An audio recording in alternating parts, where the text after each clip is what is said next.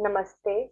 I, JBN Nitika Chatwal, Assistant Professor in Jyoti Vidyapeeth Women's University, Faculty of Pharmaceutical Science, is here to deliver the lecture on biopharmaceutics, Introduction to Biopharmaceutics, that is under 6th semester of B Pharm with the subject pharmacokinetics and pharmacodynamics. Right now, this is the continuation lecture of previous lecture of biopharmaceutics. Now, we are discussing about patient-related factors. What are the patient-related factors? In previous lecture, we understand what are the pharmaceutical factors that affect the pharmacological and pharmacokinetic properties and what are the important terms that are related in biopharmaceutics. Right now, what are the patient-related factors? If there is a patient, then his age or his or her age will be that matters very much, and gastric emptying time, intestinal transit time, gastrointestinal pH, disease states, blood flow through the GIT, gastrointestinal contents like other drugs, food, fluids, other normal GI contents, or pre-systematic metabolism by luminal enzymes, gut wall enzymes, bacterial enzymes, and hepatic enzymes occurs or done in fact patient-related factors. Now, in vitro dissolution testing, what will occur? For an in vitro test to be useful, it must predict the in vivo behavior to such an extent that in vivo bioavailability tests need not to be performed. Despite attempts to standardize the test performance, the in vitro dissolution technique is still by no means a perfect approach. The efforts are mainly aimed at mimicking the environment offered by the biological system. So, in vitro dissolution studies or testing are very important, and official and non-official methods for doing this in vitro studies are beaker methods, open flow through compartment system, and dialysis concept. There are basically three general categories of dissolution apparatus in official methods. In beaker method, rotating basket apparatus, rotating paddle apparatus, these two are present in our labs in Jyoti Vidyapeeth Women's University. The reciprocating cylinder method, paddle over disc method, cylinder method, and reciprocating holder method is there. And in rotating basket apparatus, cylindrical basket of 22 mesh is there, and rotating speed should be 100 rpm. And in rotating basket apparatus, it is basically a closed compartment beaker type apparatus. It comprising of a cylindrical glass vessel with hemispherical bottom of 1 liter capacity, partially immersed in a water bath. A cylindrical basket made up of mesh size 22 is located centrally in the vessel at a distance of 2 centimeters from the bottom and rotated by a variable speed motor through a shaft. All metal parts like basket and shaft are made up of stainless steel that code 316. Now in paddle type, that will be a paddle shape, and in rotating basket type, it will be of a basket shape. Now we are going to study. Now in rotating paddle apparatus, instead of rotating basket, a paddle is used over here. The paddle is vertically attached to a variable speed motor. Position and alignment of the paddle are specified in USP. 50 rpm for oral dosage form and 25 rpm for suspension is already mentioned in the USP. A small loose wire helix may be attached to the dosage form that would otherwise float. Okay, and these two apparatuses are available in JVWU, and the reciprocating cylinder method. In reciprocating cylinder method, set of cylindrical flat-bottomed glass vessels equipped with reciprocating cylinders for testing of extended release products or tablets, the reciprocating cylinder method is used.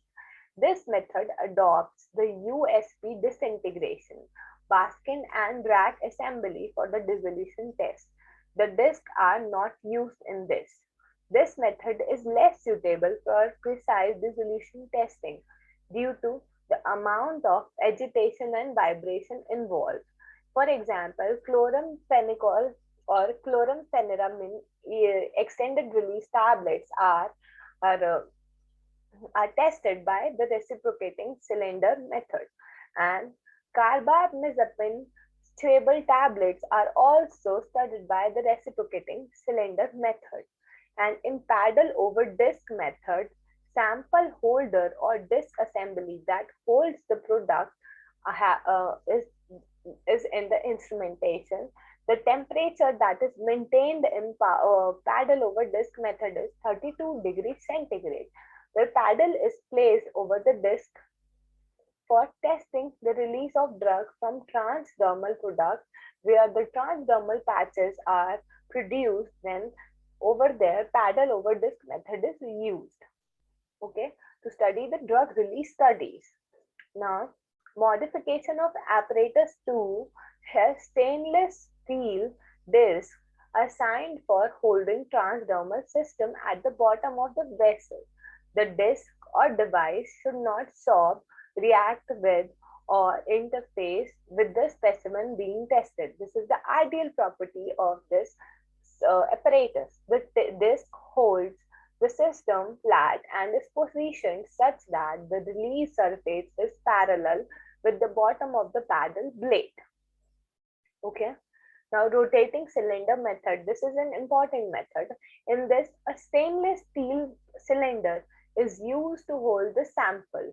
Sample is mounted on the cup or fin. The temperature which is set is 32 degrees centigrade. This is same as paddle over disc method. For testing transdermal patches or transdermal preparation, it is also used, right? Now, in rotating cylinder method, it is same as apparatus 1 except to replace the basket and shaft with the stainless steel cylinder steering element, and the temperature is in between 32 plus minus 0.5 degrees centigrade. These all are mentioned in USP and IP. The dosage unit is placed on the cylinder, and distance between the inside bottom of the vessel and cylinder is maintained at 25 plus minus 2 millimeter. Now, what will be what is the new method, that is reciprocating disc or holder method? In this method, a motor drive assembly is used to reciprocate the system vertically. The temperature is set in between 32 degrees centigrade. Reciprocating frequency is about 30 cycles per minute. The assembly consists of a set of calibrated solution containers, a motor and drive assembly to reciprocate the system vertically. Various types of sample holders are used, and the other method is open flow through compartment system. In this, a reservoir occurs, and a second assembly is pumped that pours medium through the cell. For modified relief dosage form containing active ingredients with limited solubility, the dosage form is contained in a small vertical glass column with built-in filter through which a continuous flow of the dissolution medium is circulated upward at a specific rate from an outside reservoir using a peristaltic or centrifugal pump. Dissolution fluid is collected in a separate reservoir For example, in this lipid-filled soft gelatin capsule, which are studded by open flow through compartment system. Right now, we are coming to the topic dialysis concept. Now, what is dialysis concept? A dialysis membrane used as a selective barrier between fresh solvent compartment and the cell compartment containing dosage form. It can be used in case of very poorly soluble drugs. So here BCS classification also influences the system, and dosage forms such as ointment and creams and suspensions are done by studies of these are done by dialysis concept. Okay, now what are the non-official methods?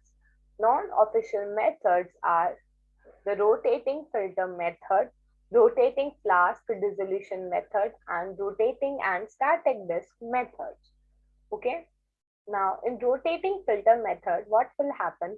It consists of a magnetically driven rotating filter assembly and a 12 mesh wire cloth basket. The sample is withdrawn through the spinning filter for analysis. And what will occur in rotating flask dissolution method? This method consists of a spherical flask made of glass and supported by a horizontal glass shaft that is fused to its sides. The shaft is connected to a constant speed driving motor. The flask is placed in a constant temperature water bath and rotates about its horizontal axis. Now, in rotating and static disk method, the compound is compressed into non-disintegrating disk.